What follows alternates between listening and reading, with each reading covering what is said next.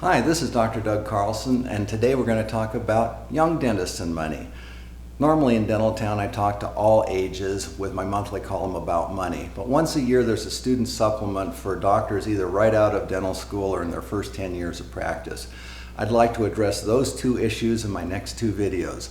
Today we're going to talk about debt, next time it's going to be about saving. Well, let's start out with a Dentaltown thread from 2012. I apologize, I'm going to read it here because I want to make sure I get everything perfectly right for you people. The name of the thread was called Financial Mistakes I Wish I'd Never Done. First one, wish I'd never bought the home before setting up the office. Second one, at the top of the list for financial mistakes and general life mistakes is marrying the wrong woman, or it could be the wrong man. Nothing else other than losing your dental license will be more expensive, and boy, ain't that the truth. We're not going to go into divorce in either one of these, but they can be extremely financially debilitating to both sides. Let's go on to the next one. I totally agree with getting your practice established before buying your house. That's two out of the first three. Why did I bring those up? It's because a lot of docs will buy a home before purchasing a practice. This makes it extremely difficult in your practice. In your practice, you've got a big loan, you've got new employees to deal with, you've got insurance, billing, treatment plans, you've got a lot of stress in your life, plus you're trying to build up your speed so you'll be profitable. If you have a large mortgage hanging over your head also, that just increases the stress tremendously and makes it more difficult for you to establish a good practice. Buy the home after you have your practice established. Let's go on here. Never spend more than double your income on your mortgage. We'll talk about that in a little bit. Pay cash for your toys. If you can't pay cash, don't play. Well, let's go on to the biggie. Let's go on to the big deal for people right out of dental school, and that is student loans.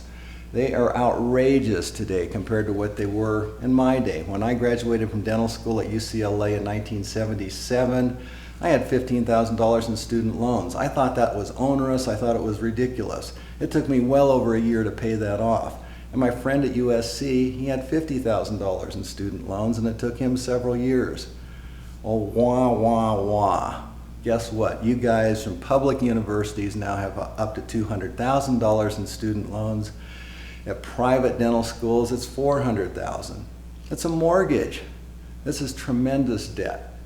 What do? Do you pay it off slowly, or do you suck it up and pay it off as quickly as you can? Well, for comments on that, I'm going to go to Dave Ramsey, who's a TV celebrity. He's on the radio. I listen to his podcast, and he's basically the debt destroyer extraordinaire. I really like what Dave says, and I'm going to read a letter. Actually, it's a transcript from one of his phone conversations. This is from Derek in particular. Let's find the spot. Dear Dave, I'm 33 and a resident with $250,000 in student loan debt. Next year, I'll finish my residency and increase my income dramatically. The interest rate on my student loan is just 3.5%. So I'd like to postpone paying it off and make house payments and begin saving for retirement instead. I'd put off paying the student loan as long as possible. Is this a good idea? Signed, Derek. Dave says, Dear Derek, that loan hanging over your head is unbelievable. And Dave goes into more theatrics than I do. I've worked with many doctors over the years where 20 years later, they're still playing math games with the student loans like they're a stupid pet. If you're not careful, Derek, you might catch a nasty disease called docitis. Some of the symptoms of docitis include 2 or 3 leased BMWs and a fully furnished house with a pool on a country club. That student loan can just wait a little bit longer to get paid, can't it? This is a financially debilitating disease, Derek. You've been used to living on next to nothing for a while now. Just keep on doing that for a little longer, and you can have that student loan debt knocked out in a few years. I would postpone any retirement savings and buying a home until you've completely knocked out the loan and have an emergency fund of $50,000 in place. Well, I think those are very wise words. There's a couple reasons for that. Number one, yes, you can get a 30-year mortgage for your student loan. You can pay $1,500, $2,000, $2,500 a month forever. That makes it really tough to save in your 40s and your 50s if you still have student loans. Talking to dentists in their 40s that still have student loans, if they could do it again, they would have paid off that thing as quickly as they could. Not only does the student loan hurt their ability to save, but it establishes a mental framework of debt where you think debt is good. Yeah, I need to get a student loan, I need a couple car loans, I'm gonna have a mortgage for 30 years. The practice loan, that's gonna be 10 years. I'm gonna have a fair amount of debt. Guys, with all of that together, doctors can have well over $10,000 a month in debt. That is totally financially debilitating and puts off savings until their mid-40s or later. You have to start saving well before then. Knock out that student loan before a practice loan, before a home loan. Okay, let's go on here. Autos, pay cash, always. I'm gonna go back a step here. A very wise certified financial planner, when I was first getting into this business, had something very wise to say to me and to our group. He said, never take out a loan for anything that depreciates in value. Most of our consumer goods do, especially autos. Pay cash. I don't care if it's new or used. I prefer to buy something a couple years old at a higher end and pay cash for it, but buy new is certainly fine, but pay cash. Practice loans.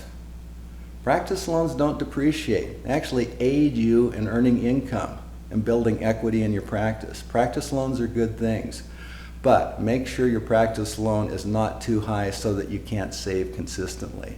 And 15% is what we're going to be talking about later on here per year, 15 to 20%. So when you do take on a practice loan, make sure you have money left over to save at the same time. Mortgage, no more than double your income. Early retirees, anybody I know that retired before 60 never had a home loan that was more than double their income.